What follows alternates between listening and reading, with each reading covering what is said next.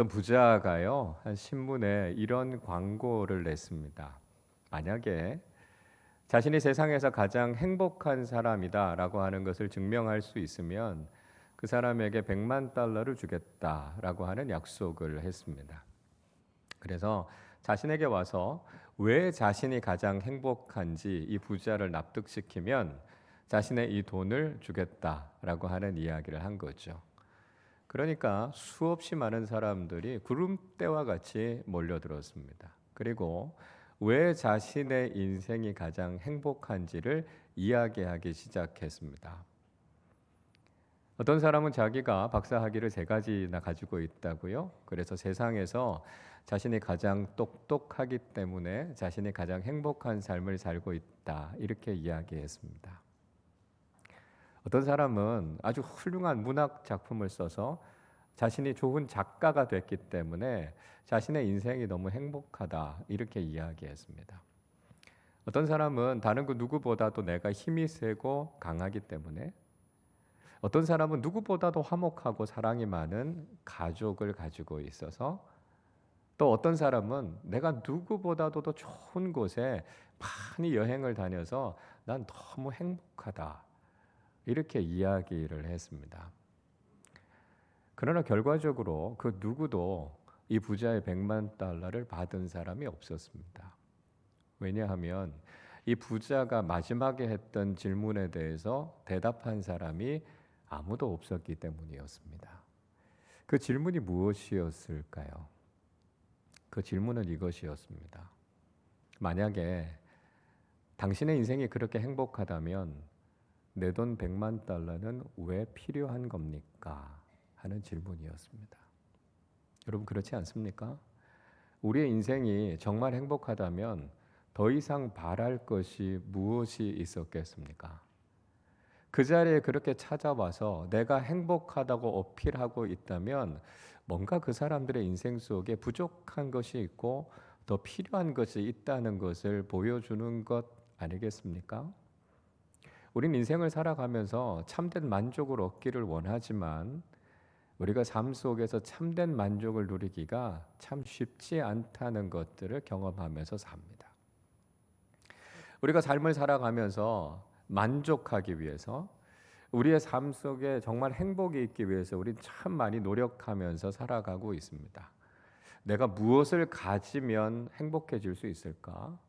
내가 어떤 일을 성취하면 우리에게 만족이 있을까? 우리 그 생각을 하면서 살아가고 있습니다. 그러나 우리가 삶 속에서 많은 것들을 가졌는데 그게 우리에게 만족을 주지 못할 때도 많고요. 뭔가 우리가 큰 일을 이루었지만 거기에서 성취감을 느끼기보다는 허탈함, 공허함 이런 것들을 경험하면서 살 때가 많이 있다는 것이죠. 세계에서 부유한 나라에 살아가는 사람들이 상대적으로 행복 지수가 낮은 것을 보면 세상적인 어떤 가치가 우리에게 반드시 행복을 주는 것은 아니다라고 하는 걸 알게 됩니다. 사람들은 인생을 살아가면서 어떻게 하면 내 인생이 더 만족스러울까? 어떻게 하면 더 큰 즐거움을 누릴 수 있을까 생각하다가 일탈에 빠지기도 하고요. 중독에 빠지게 되기도 합니다. 술과 담배에 찌들어서 살아가는 사람들도 있고요. 또 때로는 마약이나 도박 같은 것으로 자신의 인생을 망가뜨리기도 합니다. 정말 행복하고 정말 만족스러운 인생을 살아가고 싶은데 도무지 내 인생이 채워지지 않는 것 때문에 우리 인생의 목마름, 갈급함은 점점 더 커져가고 있는 것을 우리가 경험하게 된다는 것이죠. 오늘 우리가 읽었던 말씀, 이 말씀을 기록한 사람은 사도 바울이라고 하는 사람입니다. 이 사도 바울이라고 하는 사람이 감옥에서 이 편지를 썼는데요. 사도 바울은 자신의 마음에 정말 큰 기쁨이 있다 이렇게 이야기하고 있습니다. 10절 말씀을 보십시오. 내가 주 안에서 크게 기뻐함은 너희가 나를 생각하던 것이 이제 다시 싹이 나미니 너희가 또한 이를 위하여 생각은 하였으나 기회가 없었느니라 이렇게 말씀합니다. 바울이 감옥 속에 있는데 너무 기쁘다 이렇게 이야기하고 있어요. 그 이유가 뭐냐 하면 이 빌립보 교회에 있는 사람들이 바울을 위해주고 생각하는 것, 그걸 생각하니까 너무 기쁘다, 이렇게 이야기를 하고 있습니다. 빌립보 교인들이 자신을 사랑해주고 있다라고 하는 마음이 느껴지고요. 그게 구체적으로 나타난 걸 보고 바울이 너무 기쁘다, 이렇게 이야기하고 있어요. 여러분, 이런 것이 우리에게 정말 큰 기쁨이 될까요? 바울이라고 하는 사람은요, 과거에 세상적으로 굉장히 잘 나갔던 사람이었습니다. 바울은 당시의 유대 학파들 가운데서도 최고의 학파라고 하는 가말리엘이라고 하는 사람 밑에서 최고의 교육을 받았던 사람이었습니다. 그러니까 요즘 말로 이야기하면 명문대학에서 박사 과정을 마칠 만큼 학문에 아주 통달한 사람이었습니다. 그리고 그는 당시에 유대교에서 아주 촉망받는 청년 지도자였습니다. 당시에 이스라엘에서 유대교라고 하는 건 단순한 종교가 아니었어요. 유대 사회의 모든 권력을 가지고 있는 지도 집단이 바로 이 유대교였습니다. 이스라엘에서는요, 70명의 대표로 구성되어 있었던 산헤드린 공의회라고 하는 곳이 있었습니다. 이 산헤드린 공의회가 이스라엘의 입법, 사법, 행정 모든 것들을 다 총괄하는 최고의 권력 기구였습니다. 여기에는 주로 유대 종교 지도자들이 참여하고 있었는데요. 바울이 속해 있었던 이 바리새파 사람들이 대부분을 다 차지하고 있었습니다. 게다가 바울은 당시의 대제국이었던 로마의 시민권을 가지고 있었습니다. 그러니까 바울은 신분상으로도 굉장한 특권을 가지고 있는 사람이었습니다. 그러니까 세상적인 기준으로 볼 때 사실 사도 바울은 남부럽지 않은 사람이었습니다. 그런데 그가 부활하신 주님을 만나고 난 이후에 그의 인생이 완전히 바뀌게 됐습니다. 그가 가지고 있었던 세상적인 가치들이 마치 아무런 쓸모없는 쓰레기처럼 여겨졌습니다. 그래서 더 이상 이제 그것이 자신에게는 아무런 가치가 없다, 그렇게 이야기하고 있습니다. 그러니까 사도 바울이라고 하는 사람은요, 세상적으로 볼 때는 예수를 믿어서 쫄딱 망한 사람이었습니다. 세상적으로 자신이 성공할 수 있는 모든 것을 스스로 다 걷어차 버린 사람이었습니다. 여러분, 이런 바울의 인생에 진정한 만족이 있었을까요? 바울은 자신의 삶에서 무엇이 그렇게 기쁘다고 이야기하고 있었을까요? 바울은요, 자신의 삶 속에 정말 만족함이 있다라고 하는 것을 이야기하고 있습니다. 바울은 자신의 삶의 상황이 어떻든지 그 형편이 어떻든지 간에 자신의 삶에는 만족이 있다는 이야기를 하고 있습니다. 오늘 11절 말씀을 우리 같이 읽어보겠습니다. 내가 궁핍함으로 말하는 것이 아니니라. 어떠한 형편에든지 나는 자족하기를 배웠노니. 바울이 이야기해요. 자신은 어떤 상황 속에서도 자족하기를 배웠다, 그렇게 이야기하고 있습니다. 자신이 어떤 상황이든지 형편이든지 그는 스스로 만족한다, 이렇게 이야기하고 있습니다. 이 말씀은요, 바울이 그저 자기 위안의 차원에서 하고 있는 이야기가 아니에요. 바울은 정말 만족스럽다라고 하는 이야기를 하고 있습니다. 말씀드린 것처럼 지금 바울은요, 감옥 속에서 굉장히 궁핍한 삶을 살고 있었습니다. 세상적으로 많은 것들을 잃어버렸어요. 감옥 속에 갇혀 있습니다. 그의 미래도 굉장히 불투명한 상황이었어요. 그런 상황 속에서도 바울은 나는 만족한 삶을 살고 있다, 이렇게 이야기하고 있습니다. 여러분, 바울이 만족하면서 인생을 살아가고 있는 이유가 여러분 궁금하지 않으십니까? 우리도 세상 속에서 참된 만족을 추구하면서 살기 위해서 얼마나 많은 노력을 하면서 살고 있습니까? 그러나 우리의 인생에서 참된 만족을 경험하지 못하는 경우들이 많이 있다는 거예요. 그런데 바울은 정말 자신이 만족하고 있다고 이야기하고 있습니다. 신앙인으로서 우리가 어떻게 하면 만족한 삶을 살 수 있는지에 대해서 오늘 우리에게 들려주고 있어요. 그래서 우리가 만족이라고 하는 것들을 생각할 때 우리는 두 가지의 의미를 깊이 좀 새겨 보아야 할 것 같습니다. 하나는요, 우리의 환경이나 상황이 만족을 주는 것이 아니라는 것입니다. 바울은 특별한 어떤 상황이 됐고 어떤 환경이 됐기 때문에 내가 기쁘다거나 만족한다 이렇게 이야기하고 있지 않습니다. 그는 로마의 감옥에 갇혀 있었고 가난하고 궁핍하고 핍박을 당하는 삶을 살고 있었지만 그 속에서도 만족하고 있다. 이렇게 그는 지금 이야기하고 있는 것이죠. 바울은요, 스스로 만족할 수 있는 비결, 자족의 비결을 배웠다는 것입니다. 그래서 바울이 대저택 안에 있든지 아니면 감옥 속에 있든지 자신은 만족할 수 있는 비결을 깨달았다라고 하는 이야기를 하고 있어요. 12절도 한번 보시겠습니까? 나는 비천에 처할 줄도 알고 풍부에 처할 줄도 알아 모든 일, 곧 배부름과 배고픔과 풍부와 궁핍에도 처할 줄 아는 일체의 비결을 배웠노라 이야기합니다. 바울의 인생에도요, 배고플 때가 있었고 배부를 때가 있었다는 거예요. 풍요로울 때가 있었고 빈곤할 때가 있었다는 거예요. 그러나 그 어떤 상황과 환경 속에서도 바울은 만족한 삶을 살고 있다 이렇게 이야기하고 있습니다. 우리는 흔히 그렇게 생각하죠. 우리의 상황이 좀 나아지면, 우리가 좀 더 많은 것들을 가지게 되면 그것이 우리에게 만족과 기쁨을 줄 것이라고 생각합니다. 그러나 우리의 삶의 상황과 조건이 우리에게 궁극적으로 만족을 주는 게 아니라는 거예요. 생각해 보십시오. 만약에 그 상황과 조건이 우리에게 행복과 만족을 주는 것이라면 부자는 다 행복해야 하고요. 건강한 사람은 늘 기뻐해야 하고요. 성공한 사람은 늘 만족스러운 인생을 살아야 합니다. 그러나 세상에서 부자로 살아도 건강하게 살고 있지만 세상에서 다른 사람들이 누리지 못한 큰 성공을 이루었지만 여전히 자신의 삶을 비관적으로 생각하는 사람들이 있습니다. 그리고 그런 사람들 중에 때로는 극단적인 길을 걸어가는 사람들도 있는 것을 볼 수 있습니다.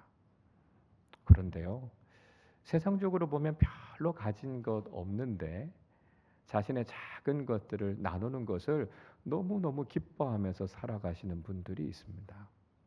때로는 심각한 질병에 걸려 있는데 그럼에도 불구하고 늘 웃으면서 감사하면서 살아가는 것을 여러분 어떻게 설명하시겠습니까? 여러분, 우리 인생의 만족과 행복은요, 외적인 조건에서 오는 것이 아니라는 거예요. 왜냐하면 하나님께서 우리를 정말 존귀한 존재로 만드셨기 때문에 세상의 가치들, 돈, 명예, 성공, 인기 이런 것들이 우리의 인생에 참된 만족을 주는 것이 아니라는 거예요. 어떻게 하나님께서 그토록 존귀하게 만드신 인간이 세상의 가치를 통해서 만족을 느낄 수 있겠습니까? 그러니까 세상의 어떤 조건 때문에 우리가 만족할 수 있다라고 하는 생각을 버려야 된다는 것이죠. 자, 그러면 우리 인생 속에서 우리는 어떻게 진정한 만족을 얻을 수 있을까요? 우리는 3000년 전에 살았던 다윗의 이야기를 통해서 참된 만족을 누릴 수 있는 비결을 깨닫게 됩니다. 다윗은 이스라엘의 가장 위대한 왕이었습니다. 다윗이 누렸던 부귀영화는 정말 대단했죠. 그래서 지금도 이스라엘 사람들은 다윗의 왕국으로 다시 돌아가기를 그리워할 만큼 그렇게 다윗의 왕국은 강성했고요. 많은 것들을 가지고 있었습니다.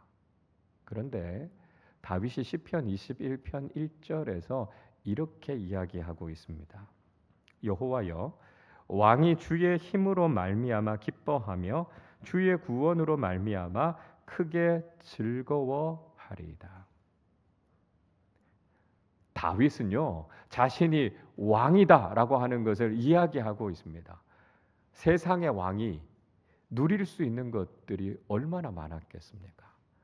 세상의 그 좋은 것들을 다 가지고 다 누리면서 그래서 나는 정말 기쁘다 이렇게 이야기할 수도 있지 않았겠습니까? 그런데 다윗은 자신이 그것 때문에 기쁘다고 이야기하지 않습니다. 다윗이 정말 기뻤던 게 뭘까요? 하나님이 나의 힘이 돼 주셔서 전 너무 기쁩니다. 하나님이 저를 구원해 주셔서 하나님 자녀 삼아 주신 게 전 너무 행복합니다.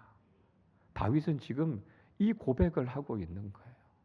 세상의 다른 무엇으로부터 자신이 기뻐하고 만족하는 것이 아니라 하나님께서 나의 하나님이 되어주시고 하나님께서 나를 구원해 주셔서 하나님 나라의 영원한 생명을 주신 것을 생각하니까 세상에서 줄 수 없는 기쁨과 감사가 있다는 것을 다윗이 이야기하고 있습니다. 다윗이요, 구체적으로 자신의 삶에 기쁨이 오는 이유가 무엇인가? 시편 4편 7절에서 이렇게 노래합니다. 주께서 내 마음에 두신 기쁨은 그들의 곡식과 새 포도주가 풍성할 때보다 더하니이다. 진짜 기쁨은요, 곡식과 포도주가 많은 것에서 세상의 소유와 조건에서부터 기쁨이 오는 것이 아니라는 거예요. 진짜 기쁨은 하나님께서 주시는 것인데 하나님께서 우리 마음에 기쁨을 주시니까 우리가 진짜 기뻐할 수 있다라고 하는 것을 깨닫게 해주고 있습니다. 여러분, 만족과 행복은요, 세상적인 조건에서부터 오는 것이 아닙니다. 만족은 하나님께서 우리 마음에 주실 때에만 우리가 만족한 인생을 살아갈 수 있다는 것이죠. 세상의 다른 이유 때문이 아니라 오늘도 하나님께서 우리 마음에 기쁨을 주셔서 기뻐하고 만족한 인생을 살아가실 수 있기를 바랍니다. 다른 하나는요, 예수 그리스도 안에서 참된 만족을 누릴 수 있다는 것입니다. 13절 말씀 같이 읽겠습니다. 내게 능력 주시는 자 안에서 내가 모든 것을 할 수 있느니라. 우리가 자주 들었던 말씀이에요. 바울이 이런 이야기를 합니다. 내게 능력 주시는 자 안에서, 주님 안에서 나는 모든 것을 할 수 있습니다. 이렇게 이야기합니다. 자, 흔히 이 말씀을 성공주의 복음처럼 생각해요. 내가 원하는 건 다 가질 수 있고 내가 하고 싶은 것은 다 할 수 있다라고 하는 자기 성취의 가능성의 말씀으로 이 말씀을 받아들일 때가 있습니다. 그러나 여러분, 이 말씀은 그런 의미가 아닙니다. 만약에 내가 원하는 걸 다 할 수 있다면 바울이 왜 감옥에 갇혀 있었겠습니까? 왜 복음 때문에 그가 고난을 당하고 핍박을 당했겠습니까? 이 말씀은요, 우리가 세상에서 모든 것을 다 이룰 수 있다는 성공을 보장해 주는 말씀이 아닙니다. 이 말씀이 가지고 있는 의미는요, 내가 원하는 것을 이룬다는 것이 아니라 주님께서 기뻐하시는 일을 이루면서 살아갈 수 있다는 것을 의미하고 있습니다. 그래서 우리가 주님 안에서 주님이 기뻐하시는 삶을 살아가게 될 때 우리의 삶 속에 참된 만족과 감사가 넘쳐나게 된다는 거예요. 내 인생에서 성취를 누릴 수 있다는 것이 아니라 하나님의 뜻을 따라 살아갈 수 있다는 거예요. 우리가 그렇게 살고 싶지만 우리에겐 그렇게 살 수 있는 능력이 없지만 주님께서 우리에게 능력을 주시면 우리가 믿음의 사람답게 살게 된다는 것이죠. 우리가 예수님과 상관없는 삶을 살아갈 때는 그저 인생의 성공을 향해서, 야망을 향해서 달려왔던 사람입니다. 그렇게 열심히 달려와서 아마 삶 속에서 많은 일들을 이루신 분들도 계실 거예요. 그러나 그 일들을 이루어서 우리가 만족함을 누리기보다는 공허함이나 허탈함을 느끼는 분들도 많이 있는 것을 보게 됩니다. 내가 세상 속에서 성취를 이뤘다고 해서 만족이 오는 것이 아니라는 것이죠. 근데 바울은 오늘 이야기해요. 우리가 주님 안에 있으면 우리에게 참된 만족이 있고 참된 기쁨이 있다는 것이죠. 그래서 주님께서 기뻐하시는 선한 일들을 이루게 되고 우리 인생에서 아름다운 열매들이 맺어지게 되는 것을 보면서 우리의 마음에도요, 기쁨과 감사가 있게 된다는 것입니다.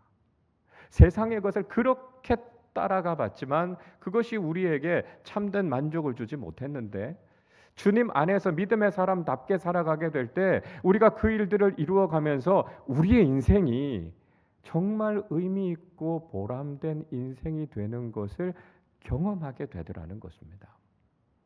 사도 요한은요, 우리가 인생을 살아가는 동안 정말 아름다운 열매를 맺을 수 있는 비결이 무엇인지 요한복음 15장 5절에서 이렇게 가르쳐 주고 있습니다. 나는 포도나무요 너희는 가지라.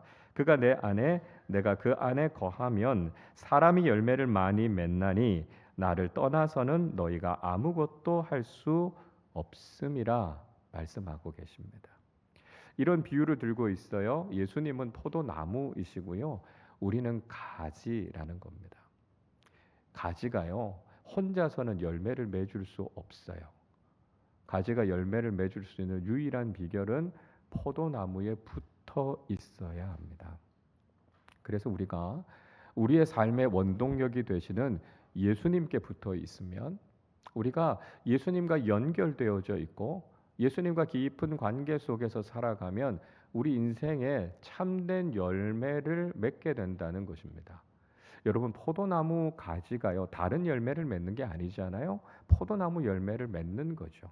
마찬가지로 우리가 주님 안에 있으면 주님이 원하시는, 주님이 기뻐하시는 열매를 맺게 된다는 것이고요, 그것을 통해서 우리가 기쁨과 만족을 누리게 된다는 것입니다.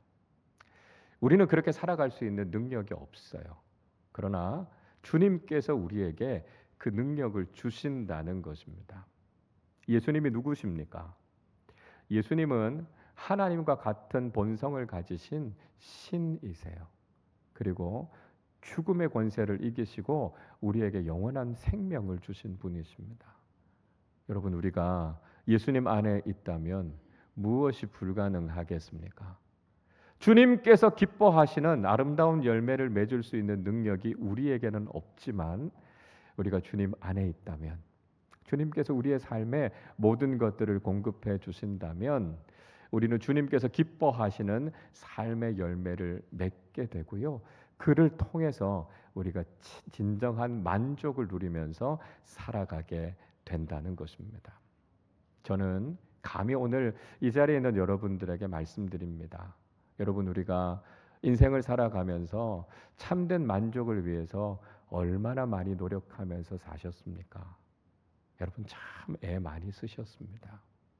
그러나 중요한 것은요, 우리의 노력만으로는, 우리가 이 세상에 그 무엇을 가지는 것으로는 우리 인생에 참된 만족이, 참된 행복이 없다는 것을 우리는 깨달아야 한다는 것입니다.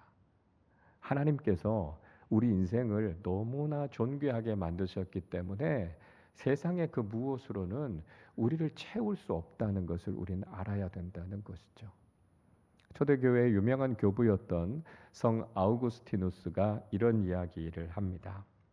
우리 인간에게는 하나님 아닌 다른 것으로는 결코 채워질 수 없는 빈자리가 있다. 그렇습니다, 여러분. 세상에 아무리 좋은 것들로 우리 인생을 채우려고 해도요, 우리의 인생에는 채워지지 않는 빈자리가 있습니다. 그 빈자리를 채워주시는 분, 우리의 삶에 참된 만족이, 참된 행복이 있게 하시는 분이 하나님이시라는 것을 우리는 알아야 한다는 것이죠. 내 노력으로, 세상의 것으로 결코 채워질 수 없었던 우리의 인생이 하나님께서 우리 마음에 기쁨을 주실 때, 우리의 삶이 예수님 안에서 아름다운 열매를 맺어갈 때 비로소 만족이 있고 감사가 있고 기쁨이 있다는 것을 우리는 경험하게 된다는 것입니다. 오늘 이 자리에 있는 우리 모두가 하나님께서 주시는 기쁨, 예수님께서 우리의 삶을 가득 채워주시는 의미 있고 보람 있는 삶의 열매를 맺으셔서 만족하고 감사하고 행복한 인생을 살아가는 우리 모두가 되시기를 주님의 이름으로 축원합니다. 기도하겠습니다. 사랑과 풍성하신 하나님 아버지, 오늘 저희들을 예배의 자리로 불러주시고 참된 진리가 무엇인지를 깨닫고 배우게 하심을 감사드립니다. 하나님 아버지, 우리가 삶의 참된 만족을 누리기 위해서 우리가 얼마나 노력하고 수고하며 살아왔는지 모릅니다. 세상의 것으로 우리 자신을 채우면, 우리가 원하는 것들을 이루면 우리 인생에 참된 만족이 있을 줄 알고 달려왔지만, 그러나 그것으로는 결코 채워질 수 없는 빈자리가 있음을 우리는 발견하게 됩니다. 하나님이 아니고서는 우리를 채울 수 없는 삶의 빈자리를 하나님께서 주시는 기쁨으로, 주님께서 우리의 삶에 맺게 하시는 아름다운 삶의 열매로 채워가게 하여 주셔서 참된 만족과 기쁨이 있는 삶을 살아가게 하여 주시옵소서.